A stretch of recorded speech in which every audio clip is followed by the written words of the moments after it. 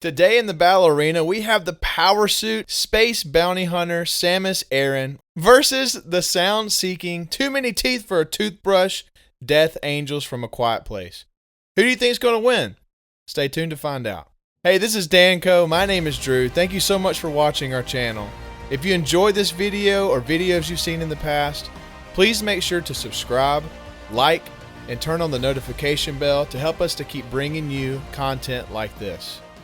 Let's get started with the Death Angels, but before we get too deep into it, there's going to be spoilers in this, so this is your spoiler alert before we dive into the details. Boom! Spoiler alert. A Quiet Place 1 and 2 brought us a new monster for our nightmares, the noise-stalking killers from the mind of Jim Halpert himself. John Krasinski calls them evolutionary perfect machines. They don't have any need to breathe. They can survive space. They can probably survive any type of climate we have here on Earth. So where do we start? Let's do their attacks. They have the power to tear through doors and metal and cars, literally pick up cars with one arm and flip them over. Most of life on Earth has been taken over by these monsters, including animals. They can kill humans with one hit, and usually before they even have time to react. Which leads me to their speed. They're fast, easily able to chase someone down driving in their car, and you never see these monsters really get tired. With their ability to hear so well, some travel long distances to kill whatever made them miss. It's not obvious what their mission is, or if they're just wild and made for killing, but they're ruthless. What may tip the scale in their favor in this fight is their durability. For starters, they're completely bulletproof, like bullets don't hurt them. They're even able to take explosions point blank and not even be phased. But that's honestly just the low end of what they're capable of. For starters, these things survived the destruction of their home planet, survived a planet explosion. And then after that, they were hurled through space, surviving a crash landing from their meteor ride.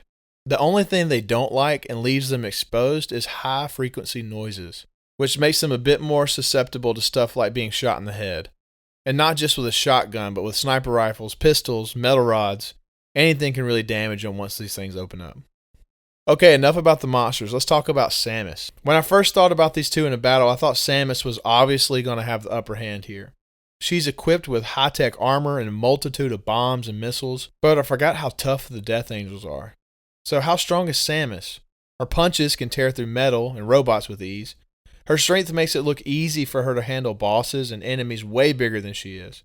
She knocks back her nemesis Ridley with her skilled fighting and blast. Her grappling device lets her hook enemies and yank them down to the ground with force. Samus is really quick and agile. She's able to maneuver around her foes and Jackie Chan her alien nerds. Her durability is off the charts when she's in her suit. Similar to the Death Angels, she's explosion-proof. I don't know if it's to the point of nuclear blast, but it's significant. She takes hits from aliens that look like they attack similar to the Death Angels, and it only knocks her back, with no sign of real damage. Without her suit, she's still highly trained in combat. When she was young, her colony was attacked by space pirates led by Ridley. Samus was the only survivor as a kid and was adopted by Chozo, who then integrated her DNA to be able to survive on their planet. From there, she was trained to become what they prophesied as the Protector, using their legendary power suit. So what else can her suit do, and how can it help her win? There are 19 plus types of beams that Samus has.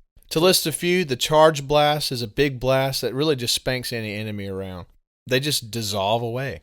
The Annihilator Beam makes a rift in space, and whenever it hits its enemy, it causes substantial damage.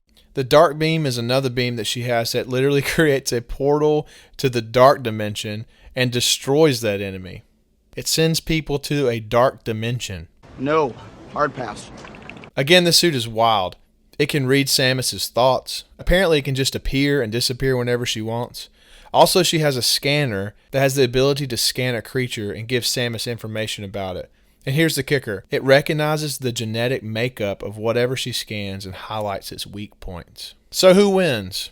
I've gone back and forth in my head on this one. At first, I was thinking, how could a monster that's killed by kids in a hearing aid stand a chance?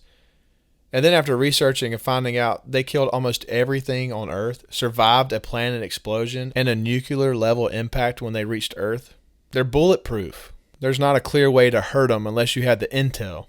But after spending a lot of time researching Samus's suit, I think the battle has to come down to Samus's visor intelligence, revealing that the Death Angels actually do have a weakness. And this gives her the upper hand. That is actually the whole plot of the second movie, is that we do now know how to kill these things. Also, not to mention, Samus has weapons that are out of this world, like Earth doesn't have these weapons. She has a beam that creates a dark dimension. She could send these guys to another dimension that's dark and then they die. This is just too OP for the Death Angels. So today, the winner is Samus. But what do you think? I would love to know how you see this one ending. Did I miss something? Do you think that Samus actually has a chance to win? Do you think maybe the Death Angels have another thing that I completely missed? Jump down in the comments to share your thoughts. Make sure to subscribe and turn on your notifications so that way you don't miss any of our upcoming battles. Until then, this is DanCo. Thanks for watching.